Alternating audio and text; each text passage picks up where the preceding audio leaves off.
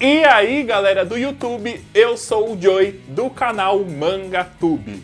E galera, dessa vez com vocês um vídeo de leituras. E gente, eu falei que essas leituras iam voltar com tudo. Olha só o tanto de mangá que nós temos pra falar aqui, diversos mangás. Temos finalizações, temos Citrus, temos Kimetsu, temos Vinland Saga. Gente, esse vídeo de leituras está incrível. Então se você quiser saber a minha opinião sobre esses mangás lindos, continua aí no vídeo, que após a vinheta eu vou falar tudo pra vocês. A gente vai debater tudinho.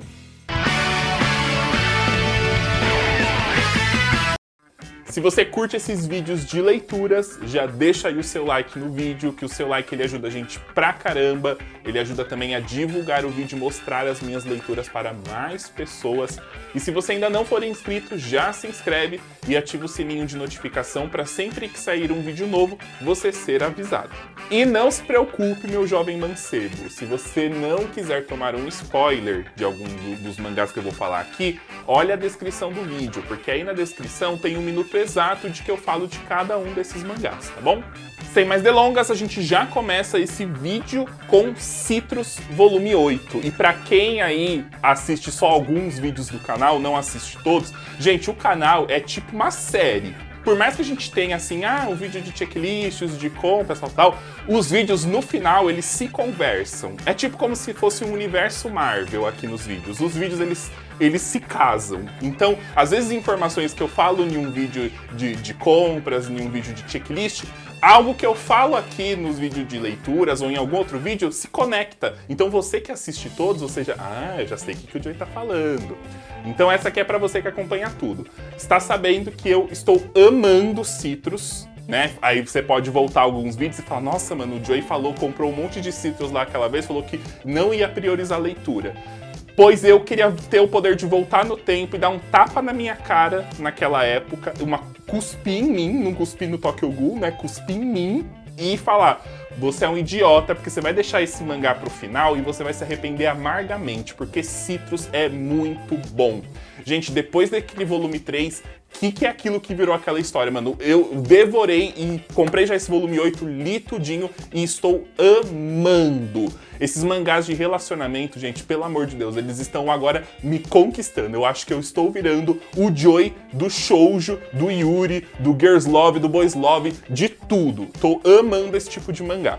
Já nesse volume 8, assim, uma coisa que eu gosto no Citrus é que meio assim, cada volume é como se fosse um arco, né? Eles se conectam, os volumes eles se conectam, mas cada volume ele se passa, né, uma história, ele tem ali uma historinha meio que fechada. Nesse volume aqui, a Yuzu e a Mei, elas acabam viajando com as outras amigas. Elas vão ali para uma pousada, né, passar o final de semana ali junto com as amigas.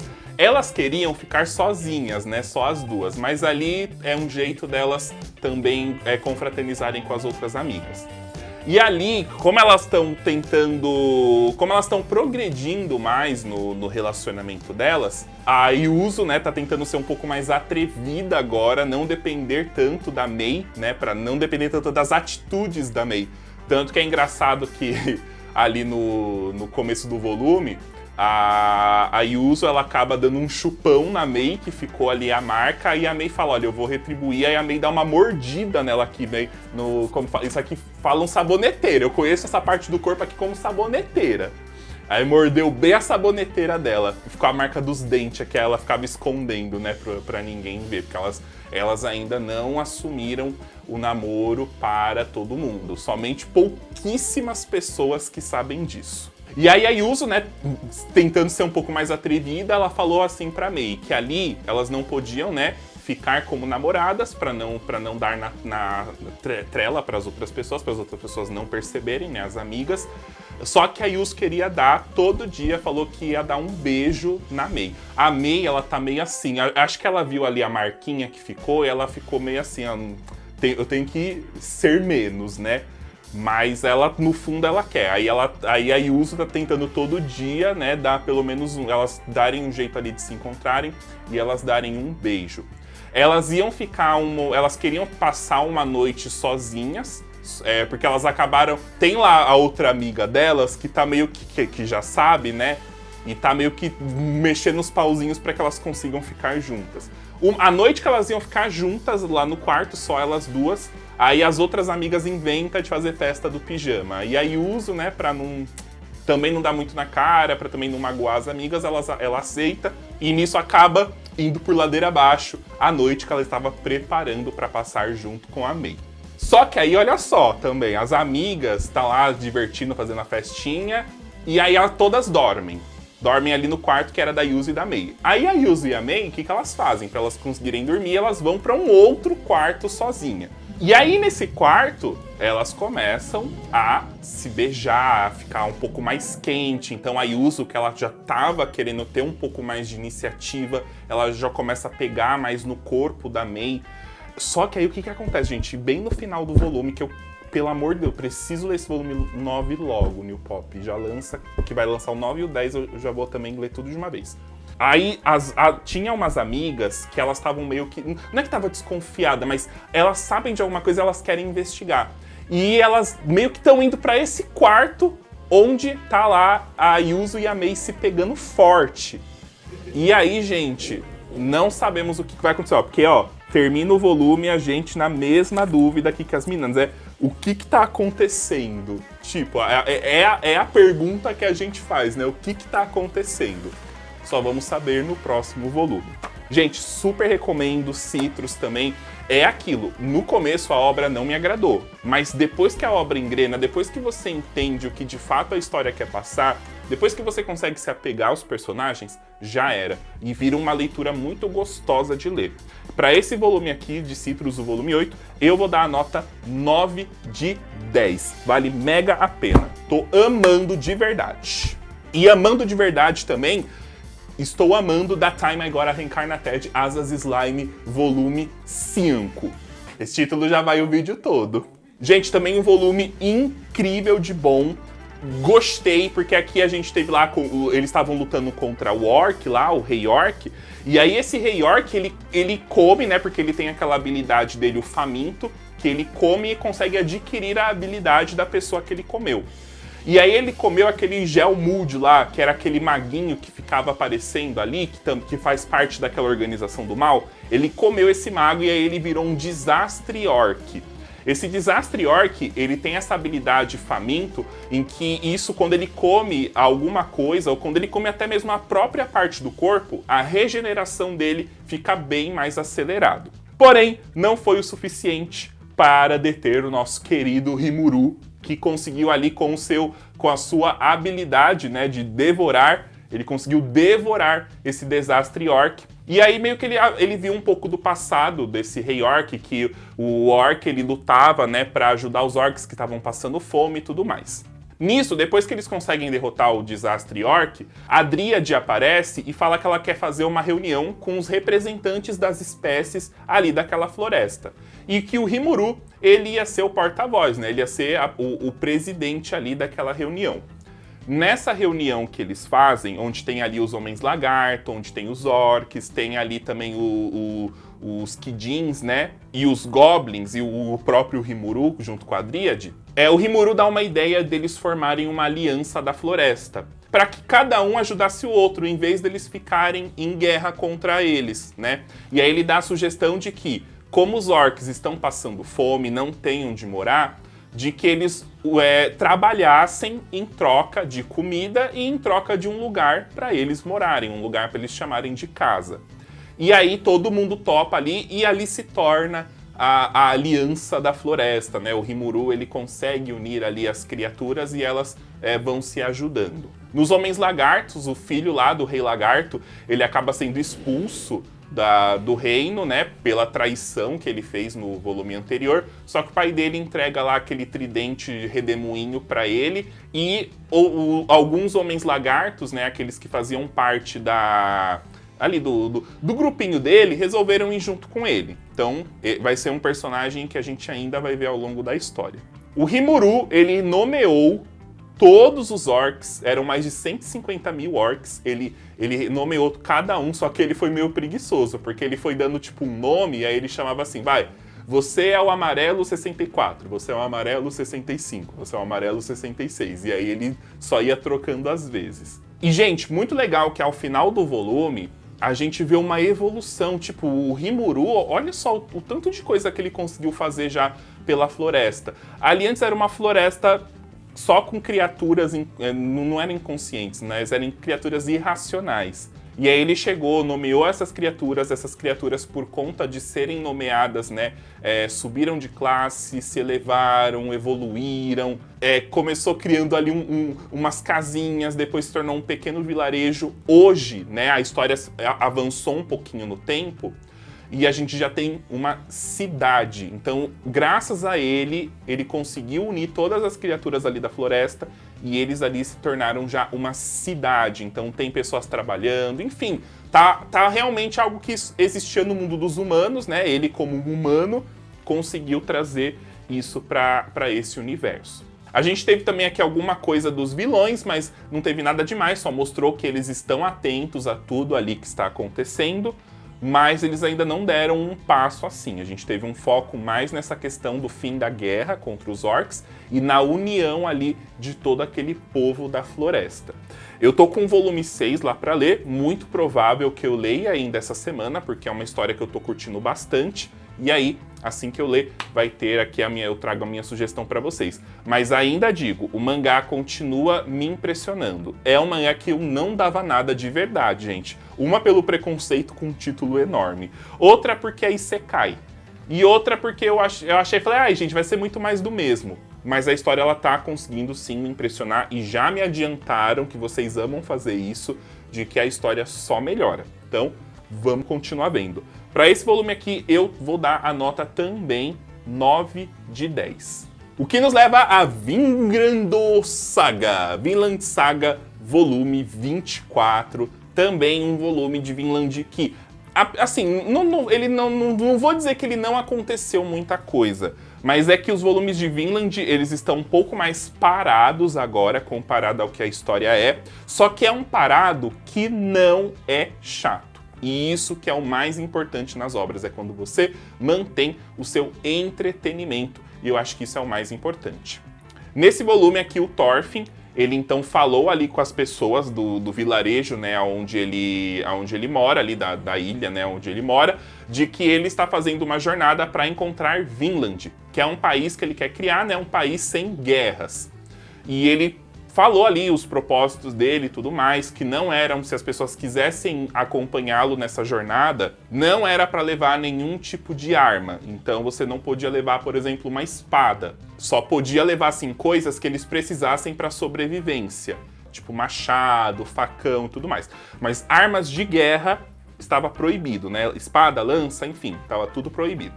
Tem uns caras lá que estavam querendo ir com o Thorfinn, mas até arrumaram briga lá com ele, porque o cara queria ir com a espada. Queria levar a espada dele, falou que não ia se separar e tudo mais. E aí no volume a gente teve uma personagem que eu amei, que é a Cordélia. A Cordélia, ela é filha... Lembra é que eu esqueci o nome dele agora, gente. Eu já falei que eu sou péssimo com nomes. Mas é o cara que sempre fica... O gigantão, que fica sempre atrás do Thorfinn, que quer lutar com ele, que já perdeu até os dedinhos aqui. Então, ela é filha dele. Só que ele não sabe, né? Porque ela conta a história dela. Ela nasceu, era homem. E aí, só que o pai queria criar o filho no campo de guerra, né? Queria criar ali no campo de batalha, porque vocês conhecem o jeito doido dele. Só que a mãe não queria isso pro filho. Então a mãe enganou, falou que nasceu uma menina. E aí, desde que era bebê, vestiu como menina. Só que aí, a Cordélia, ela acabou se identificando mesmo como mulher. Só que ela é toda gigantona, ela é fortona, musculosa, ela é idêntica ao pai dela. Idêntica. Só que ela é criada como escravo, como se fosse homem, mas ela é mulher. Então achei uma coisa muito legal que ela se apresenta com um nome masculino. Mas ela conta a história dela, ela fala que o nome que a mãe deu pra ela foi Cordélia, e aí o Thorfinn, todo mundo ali começa a chamar ela de Cordélia. Então acho que é muito legal a gente ter um personagem de representatividade na história, e eu achei muito legal, isso só aumenta ainda mais. Eu falo que o Thorfinn, ele é demais, e ele é demais até nisso. E aí ele falou, não, seu nome é Cordélia, então eu vou te chamar de Cordélia. E aí ela gostou muito disso. Só que ela quer ir pra Vinland, só que ela não pode porque ela é escrava. e o dono não tá querendo liberar. O bom é que depois o Thorfinn começa a conversar com ele, tal.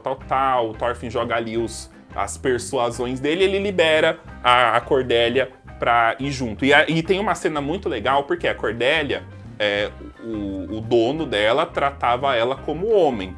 Então ela vestia roupas masculinas. E aí quando eles estão se arrumando os navios, né, no final do volume, para eles irem começar a jornada para ir para Vinland, a Gudrid, né, que é a esposa do Thorfinn, ela dá uma roupa feminina pra Cordélia. Ela fica toda emocionada, né? Fala que é a primeira vez que ela fica toda emocionada, né? Ela fala que depois de anos ela pode vestir novamente uma roupa feminina e aí ela vai junto ali com eles. Só que o que acontece? Lembra que eu falei que tem esse cara que tava querendo ir pra Vinland, mas ele não tava querendo se desfazer da espada? Aí a gente também tem a inocência do Thorfinn e da Gudrid, né? Quando eles estão indo lá pro navio, ele fala, não, eu vou, tá, mas eu não vou levar a espada. Aí, tipo, ela só dá uma olhada assim, ela não olha as bagagens dele, ela fala, ah, tá bom, você não tá com espada, então você pode ir. E ele tá levando uma espada escondida. Então ele lá e os servos dele estão levando, e eu tenho certeza que vai tudo ferrar em algum momento dessa história por conta desse vagabundo. Porque o Thorfinn, ele tá falando que ele não quer levar armas justamente para quando eles chegarem no local, quando outras pessoas forem para lá, não ter isso de guerra, das pessoas guerrearem. Ele não quer mais ser violento, ele sofre com a violência que ele tinha antes até hoje, porque ele tem os pesadelos lá dos corpos das pessoas que ele já matou, tentando puxar ele de volta pro abismo. Ele não está mais lutando, até porque tem agora uma outra pessoa que fica ali vigiando ele, né, que se ele matar alguém, ou se ele ser um pouco mais agressivo, fugir dessa nova filosofia de vida dele, ela vai atirar, né, vai matar ele, então ele também, mas ele já tá assim, ele já tem essa filosofia, então ele não quer mais levar guerra pra nenhum lugar. E esses caras eu tenho certeza que vão ferrar todo o plano que ele tá fazendo. O que o Thorfinn ele quer começar a fazer é trabalhar mais essa parte do comércio. Então, de fazer troca. Então, olha, eu tenho isso, você tem aquilo. A gente troca em vez de guerrear para um conseguir o do outro. É basicamente isso que ele quer fazer. E aí, no fim desse volume, todos ali já estão prontos para partir para a jornada, para Vinland.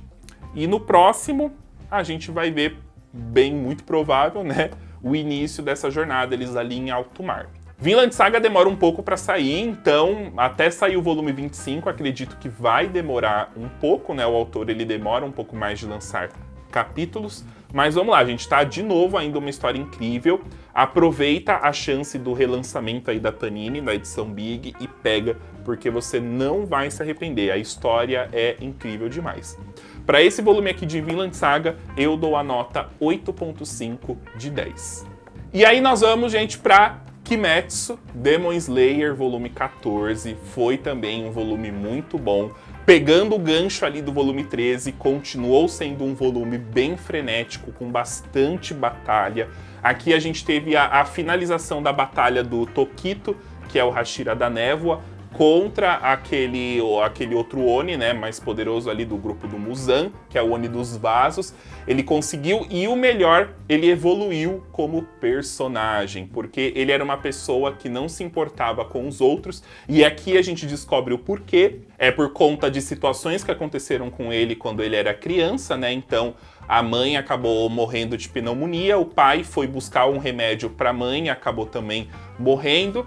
E aí ele tinha um irmão lá que era também muito... O irmão dele era muito bravo, né, por conta de tudo isso que aconteceu. E ele, quando era criança, ele era mais calminho, ele era uma pessoa mais perseverante, ele acreditava nos outros. E o irmão brigava com ele por conta disso, né? Falou, olha só, o nosso pai, ele foi a tentar ajudar a nossa mãe e acabou morrendo. Nossa mãe também era muito boazinha e olha o que aconteceu com ela, não sei o que lá. E um dia o irmão dele acabou sendo morto por um Oni. E é a partir daí que ele começou a fazer o treinamento lá para ser o Hashira, porque foi alguém lá chamar ele, falar que ele era descendente, enfim, né, do lado da respiração do sol e tudo mais. E aí, a partir daí que ele resolve mudar, e ele resolve adquirir a personalidade que o irmão tinha, de não acreditar nas pessoas e de não fazer nada, fazer as coisas só por ele. Só que aqui nesse volume é muito legal que ele começa a salvar as pessoas. Já no volume passado, né, a gente vê um pouco disso, dele salvando as pessoas. E aí ele começa a ver a imagem do Tanjiro falando com ele, E aí ele lembra que o Tanjiro lembra muito o pai dele, que o pai dele era muito assim, de ser muito positivo com as coisas. E aí ele retoma isso e, graças a isso, né, essa força que ele tira ali de querer ajudar os outros, é que ele consegue derrotar o Oni. E muito legal é que ele começou a surgir umas manchas assim da névoa. O Tanjiro tem aquelas manchas na cabeça ali, né, do fogo, lá do sol, da respiração do sol, e ao que parece, as outras respirações também têm as suas marcas. E aí o Tokito começou a surgir aqui as marcas da névoa dele, ele ficou mais poderoso também, conseguiu usar algumas outras técnicas e derrotou esse Oni de uma vez por todas. Já na batalha do Tanjirina lá, contra o outro Oni, ele não consegue cortar o Oni, e aí aquele Oni, ele se junta de novo e forma um outro Oni. Esse Oni que só vai se coisando, se separando, aí forma um, forma outro, se juntou e formou algum outro. Descobrimos, gente, que o Genya, ele tem a habilidade de comer Onis. Ele pode comer o Oni e meio que adquirir ali a sua habilidade por algum tempo. Então, pelo menos isso, né? Ele não morreu. Lembra que ele saiu tava todo ferrado, né? Lá no outro volume. Então, ele conseguiu se recuperar graças a isso, porque ele comeu lá um pedaço do Oni e ele conseguiu recuperar ali o corpo dele. Por isso que no volume passado ele tinha aparecido assim com uma cara um pouco igual de um Oni. Essa é a habilidade que ele adquiriu, de pegar a habilidade, roubar a habilidade de um Oni por um determinado período de tempo, quando ele come carne de Oni. Então Genya e Tanjirina estão ferrados ali na batalha, não estavam conseguindo derrotar esse Oni muito poderoso, até que aparece a Hashira do Amor aqui para ajudar eles na batalha. E aí a gente também sabe um pouco mais da história dela, de que ela nasceu uma criança muito forte, ela nasceu com esse cabelo rosa e verde, né, bem diferente, e ela acabou sofrendo uma desilusão amorosa, porque a pessoa com quem ela iria casar acabou não casando com ela, não querendo casar com ela, justamente pelo jeito que ela era. Porque ela é muito forte. Ela tem uma habilidade até que ela consegue aumentar a massa corpórea dela. Então ela consegue ficar mais fortona. E ela come muito, muito mesmo. E aí as pessoas não veem isso como um jeito de uma dama. Então ela recebeu um toco por conta disso. Ela meio que ficou bem deprimida, porque até o cabelo ela tinha pintado de preto, para as pessoas não estranharem o cabelo rosa e verde que ela tem. Só que aí ela descobriu que ela podia usar o amor que ela tinha ali, que inclusive é a respiração dela, para salvar outras pessoas. E ali uma frase que o Tanjirina fala é que... E ali uma frase que o Tanjirina fala ali ao longo da batalha é que, tipo, ela chegou pra salvar eles e aí ele deu uma motivação, né? Ele falou, você tá aqui pra ajudar a gente, então vamos lá. E ela precisava ouvir isso, ela gosta de ouvir isso, ela gosta de se sentir útil. E ali, lutando contra os Oni, salvando a vida das pessoas, é o que faz ela se sentir útil. É o que faz ela transbordar esse amor que ela tem. E ela também, ó, surgiu as marquinhas do amor na cara dela ali, quando ela tava lutando contra o Oni, né? Tem ali umas marquinhas assim de amor. Só que a batalha, gente, com esse outro Oni ainda não acabou. Esse Oni tá difícil. Eles conseguiram achar de novo o corpinho dele, que pra derrotar os corpos que ele se divide, eles precisam, né, derrotar aquele corpinho, cortar a cabeça dele fora ali, né? E queimar. Mas eles ainda não conseguiram, mas eu acho que isso não vai tomar muito tempo do próximo volume. Adorei esse volume 14. A gente teve o desenvolvimento de 2 Hashiras daqui, né? Tanto o Tokito quanto a Hashira do Amor. E eu gosto muito do jeito que a autora cria as histórias para os personagens, né? Ela é muito sentimental. Ela faz você gostar do personagem, ela faz você se interessar pelo personagem, né? Os flashbacks dela são muito bons, assim. Igual eu falei, gente, Demon Slayer é uma obra que eu estou amando. Para esse volume aqui, o volume 14, eu vou dar a nota de 9.5 de 10, porque é Kimetsu. E galera, o próximo mangá é o JoJo's Bizarre Adventure Parte 3 Stardust Crusaders Volume 10, que é o volume final, luta de Jotaro contra Jill, né? O Jill começa ali derrotando o primeiro Kakion, mano, e o pior é que é assim, eu pensei que... É que eu não sei, gente, eu ainda não li as outras partes. Eu pensei assim que, geralmente quando a gente lê um mangá, aí fala assim, ah, esse personagem morreu, né? Só que aí no final, sempre tem um jeito que fala que esse personagem não morreu. Falando, ah, ele tá vivo, aparece. E aí aqui no Jojo foi morrendo, um atrás do outro. Morreu o cachorro, morreu o Abidol, aí o Kakion. E tipo, eu não tava me preocupando com essas mortes. Falei, ah, gente, é Jojo, é bizarro. Depois no final eles estão vivos. Ah, tudo bem, vamos justificar porque é bizarro, pode acontecer. Então, eu não estava sofrendo a morte desses personagens. Mas pior que eles morreram de verdade. O único personagem ali do grupinho que ficou vivo é o Polnareff e o Joseph, né? E o Jotaro. O restante que morreu, eles morreram mesmo. Tipo, chegou o final aqui do volume, que aí você vê os personagens se separando. Eu falei, gente, cadê o resto? Morreu. Tudo morreu. Morreram aqui, ó. A gente só vê o Jotaro e o Polnareff se despedindo e o Joseph ali, né, ouvindo o Beatles, Get Back. Conhece essa música do Beatles? Tava, o Joseph tava ouvindo. E morreu de verdade. Jill matou todo mundo ali. Aí, como eu falei, não sei se nas outras partes esses personagens vão aparecer ou se de fato eles estão mortos. Mas enfim, gente, foi legal a luta do... Primeiro o Jill luta contra o Joseph. Eu só acho que o Joseph, ele devia ter uma participação mais importante. Cara, ele foi o herói da parte 2. E ele tá muito lixinho aqui na parte 3. Ele teve algumas lutas assim, mas tipo, ele foi mó lixinho nas lutas, não fez quase nada. Eu sei que o protagonismo é do Jotaro, a história é do Jotaro, né? É o que a gente tinha que ver, viu, do coisa no volume passado. Mas ele podia ter uma luta, mais coisinha, né? Mas não lutou tanto assim, enfim. A luta eu gostei, da luta do Jill contra o Jotaro. Foi uma luta legal, acho que legal também o jeito que o Jotaro conseguiu derrotar o Jill. O Jill tem aquele poder do The Word, né? O Zawaru dele de parar o tempo. Achei legal como que o Jotaro conseguiu se mover ali no mundo de Jill, né? Que é o mundo que ele cria ali quando ele para o tempo. Foi legal. Eu só achei, assim, o último capítulo muito apressado. Eu falei já em algum vídeo que eu gostei do final dos últimos 2 Jojos, porque foram finais bem legais, assim, não foram... Mas esse daqui, gente, eles... Nossa, matamos o Jill, o Jill coisou, vamos queimar o corpo dele, tchau. E aí quando você vê, acabou. Tipo, eles se despedem aqui e fim. E parte 3, fim. Conseguimos recuperar a mãe do Jotaro, ela está salva, não sei o que lá, tá tudo certo. Fim, é tudo muito rápido. Talvez eu acho que o autor pudesse ter focado mais um capítulo para ele conseguir fazer um final um pouco mais fechado, assim.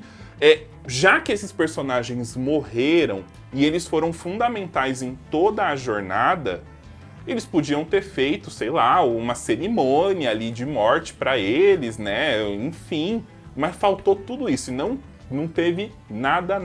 Foi bem rápido, tá? Não sei, talvez o foco dele aqui também fosse querer só mostrar o final. Ainda assim, não achei um final chato, não achei uma história chata, achei muito legal. Eu gostei dessa parte 3, eu gostei dos stands, é algo que vai se manter, né, até a parte atual. Quero ler a parte 4, é uma parte muito controversa, né? Muitos gostam, muitos não gostam, mas eu quero ler sim. E lógico que aguardem aí, assim que sair o volume 1, eu trago a review aqui pra vocês. Pra esse volume de Jojos aqui, o final, eu vou dar a nota de 8.5 de 10. E por falar em final, gente, também terminei de ler Sem Saída, volume 20 e volume 21. Aí, por isso que eu falo que é importante ver todos os vídeos que eles se complementam. Sem Saída 21 não apareceu no vídeo de compras. Você pode voltar lá e procurar que você vai ver só o Sem Saída volume 20. E por quá temos volume 21? Porque dei andanças na Liberdade depois das minhas compras e achei o volume 21. Como é o volume final, eu falei, eu preciso ler. Então comprei. Então por isso, viu? Depois vocês erram a contagem lá no vídeo de contagem que a gente faz, que faz o bolão, quem acertar, quem mais se aproximar ganha mangá. Aí erra, fica aí chorando. Mas é porque não assistiu todos os vídeos pra ver. Não viu as redes sociais que eu divulgo as coleções que eu compro lá. Então depois não vem falar que eu que estou roubando. Não, tem que assistir tudo. Tem que ser fã assíduo e fã fiel. Bom, gente, o que eu achei do final de Sem Saída? É um mangá que eu gostei bastante. O que me incomodava demais nele no começo era o ecchi desnecessário. Era umas coisas assim, era bem desnecessário mesmo. Porque assim, Não que eu tenha algo contra ecchi. É uma coisa, é algo assim, se o mangá ele for interino ecchi, e aí o que eu falo interino ecchi? Yuna. Yuna, ele é um mangá interino ecchi. Então se você compra, se você lê Yuna, é que você vai ver o cara tropeçando, caindo na menina, ver as tetas de fora. É isso que você vai ver. Só que o Sem Saída, ele não é um mangá interino ecchi. Ele é um mangá seinen, ele é um mangá de sobrevivência, ele é um mangá de violência, terror, psicológico, enfim. Ele é tudo isso. Então é isso que você espera ler. E eu acho assim que por ele ser um mangá de suspense, né, que mostra isso das pessoas se matando umas às outras, quebrava o meu clímax na história quando você via uma luta e do nada a menina ela levantava e ele mostrava em um ângulo só pra dar pra ver a calcinha dela. Depois de um certo volume, quando esse mangá ele mudou de revista lá no Japão, o ecchi ele acabou sendo retirado. Não totalmente, mas ele aparecia bem menos. Ele aparecia com bem menos frequência e só assim, em cenas que até dava pra entender um pouco. Não era tão mais desnecessário. A partir daí, eu comecei a adorar de vez o mangá e achei muito legal. Era um mangá bem envolvente. Eu falava, né? Sempre falei que é uma leitura bem envolvente. É um mangá que você não percebe que você tá lendo ele. Enfim, é esse tipo de leitura que eu gosto. Sobre o final, eu acho que o final ficou bastante a desejar. Primeiro de tudo, eu sei que o mangá tem uma continuação, então talvez outros pontos sejam abordados nessa continuação.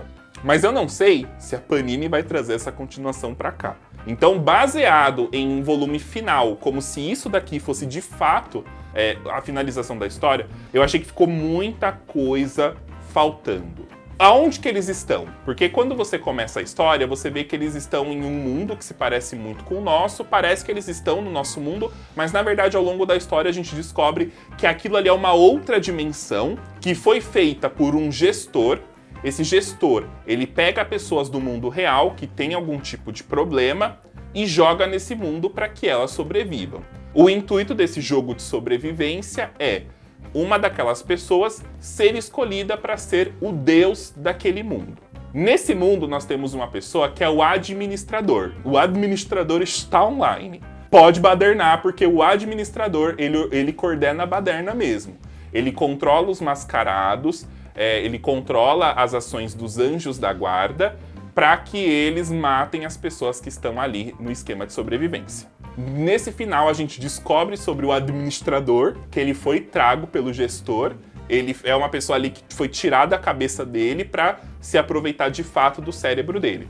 Só que o administrador, ele não quer ser aquilo, ele quer se tornar o deus mesmo poderoso, ele quer pegar ali o corpo de alguma pessoa escolhida, porque ele quer ir contra o gestor. Tá, isso tudo legal, tá, já foi explicado tudo mais.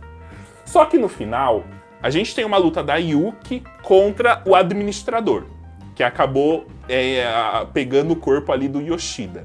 E aí, tipo, ela tá super poderosa porque ela conseguiu ver os códigos ali, né? E ela conseguiu pegar um poder que o gestor acabou deixando liberar pra ela e, tipo, ela dá um pau no administrador. O administrador é derrotado pelo gestor, o gestor meio que elimina, fala ali pra um anjo da guarda específico eliminar ele, o administrador morre. Tradução: a Yuki se torna a administradora ali daquele mundo. O administrador, ele que manda ali, então ele não pode ir embora. E meio que eles ficam por isso mesmo. Tipo, no final da história, a Yuki, ela consegue demonstrar esse poder. A gente não sabe nada sobre o gestor. Ele deixa brechas de que a gente vê, na verdade, que ali onde eles estão é só uma parte de uma coisa muito maior. Que existem outros grupos. Então, a gente sabe que os únicos que estão tentando sobreviver não eram aqueles ali. Existem mais por detrás das muralhas. Existem cidades e cidades e tal. O autor, ele socou personagem nessa história. Socou anjo da guarda. Então ele vem falando, nossa, existem os anjos da guarda que eles vão impedir as pessoas que estão querendo se tornar próximas de Deus. Existem os máscaras, né, sem expressão, que são pessoas que são criadas, tal. Só que ele não esses personagens, eles existem só por existir, porque no final não serviram pra nada. Ele coloca algumas... É só assim, pra criar volume. Eu, vendo depois, eu falei, mano, tanta coisa que esse autor colocou na história que se você tirar da história, se você não ler, não vai interferir em nada. Porque a desculpa que ele deu aqui, ó, no final do volume 21, porque assim, você termina o mangá, né? Aí depois ele vem aqui, epílogo e informações complementares. E aqui ele dá algumas informações, ele escreve algumas informações do que aconteceu, ou por que aquele personagem agiu assim, ou o que aconteceu. Ó, sobre a Yuri saber de tudo, que aí ela sabia, ele explica aqui que a Yuri descobriu que o irmão dela, na verdade, não é o irmão de sangue dela, e como que ela descobriu isso? Porque ele não explicou na história. Quem são os participantes que o grupo da Nicezinha salvou? Que aí ele fala também na história, a gente foi salvo, né, por outros humanos, lá. Sobre a batalha da Yuri contra o administrador, o que aconteceu com o Yoshida, outros acontecimentos que não foram explicados na história. Ele fala que ele fez esse epílogo escrito porque ele não teve páginas suficientes para finalizar o volume, até porque vocês podem ver que o volume 21 ele é mais grosso do que os anteriores. Por que então, meu amor, como que é seu nome aqui? Que eu até esqueço, ó. Por que então Tsuina Miura? Que o Takahiro Oba não tem nada a ver, porque ele só desenha. Por que Tsuino Miura? Você então não tirou essas bendita coisa aleatória que você colocou pra explorar um pouco mais o seu mundo? A menos que ele seja um zumbi. Não, mentira. A menos que ele já tenha feito a história assim, pensando em, tá, eu vou fazer uma continuação com outro nome, né? Então talvez seja isso. Talvez ele então... É que eu não sei, nunca li, gente. Eu não leio Scan, vocês sabem. Talvez tudo isso que eu tô reclamando, ele pode estar trabalhando nessa continuação. Tudo isso que eu achei incômodo de não ter explicado, ele tenha colocado lá.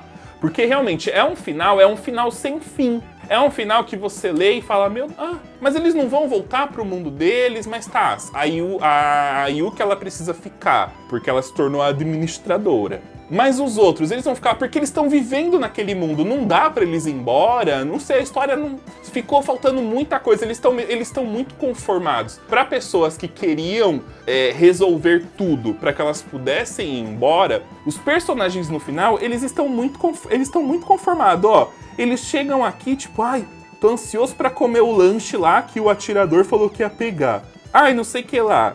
Ai, não sei o que lá. E, tipo, estão fazendo filinha aqui, eles estão... Ó, os anjos da guarda fazendo fila aqui. A outra lá que se tornou a administradora também de tudo. O mascarado que no fim a gente não viu de fato o rosto dele assim, né? 100%. Senti falta, gente. Eu espero... É que eu não sei. Eu não sei se Sem Saída vendeu tanto assim. Mas eu espero que a Panini publique a continuação. Porque eu gostei do mangá e eu queria as minhas outras perguntas também respondidas. E que eu só vou ter respondido se o mangá de fato continuar. Cadê? Como que... Aqui. Tá aqui, ó, a imagem. Aí você pega, junta o outro mangá, vai ficar em cima. 3 imagens do volume final, tá? Bom, gente, pro final de Sem Saída, eu vou dar a nota 7 de 10, tá? Gostei muito, assim, eu acho que é uma obra que compensa, mas é um final sem fim. Talvez se você ainda não leu ou se você quer ler, já saiba que ele é um final sem fim. É uma história para você aproveitar, mas que o final ali fica, na minha opinião, a desejar. Bom, pessoal, então esse foi o vídeo com as minhas leituras dessa semana. Eu espero que vocês tenham gostado. Se vocês gostaram, já sabe, deixa aí o seu gostei, se inscreva no canal se você ainda não for inscrito, clica no sininho de notificações 2 vezes para que sempre que sair um vídeo novo você ser avisado, e deixa aí nos comentários a sua opinião sobre essas leituras, né? O que você achou do mangá ou de algum volume específico que eu comentei aqui. Bom, galera, muito obrigado por assistir o vídeo até aqui. Nos vemos na próxima. É isso aí, valeu, falou! E...